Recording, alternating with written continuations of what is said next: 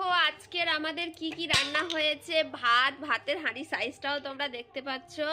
আর এখানে আজকের আছে আমাদের সবার প্রিয় ছাল আর পাক কষা, একদম লাল লাল ঝাল ঝাল কষা।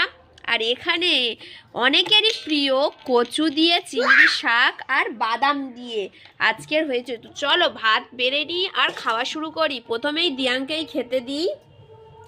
তো দেখো দিয়াঙ্কে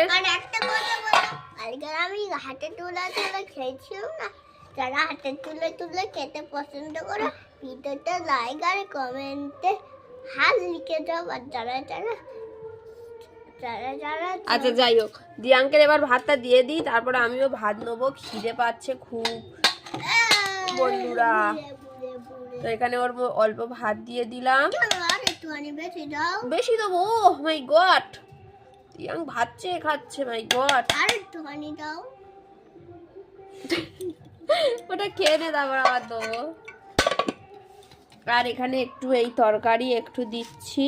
না না না না, আচ্ছা তুমি চিংড়িগুলো বেঁচে খাবে, ঠিক আছে? আর এখানে এবার দেবো শালপা কষা। দেখতে পাচ্ছ তো কেমন বিয়ারা করে। তো এখানে ওর কিন্তু শুধু আলু আর একটু দেবো, কেননা ও হচ্ছে ঝাল খেতে পারে না, ওকে একটু ধুয়ে দিতে হবে, তাই তো? মানে আমার ভাতের সাথে মিশে একটু দিলে হয়ে যাবে। তো চলো আজকের এই খাওয়া দাওয়া স্টার্ট হোক, তাই তো? চলো।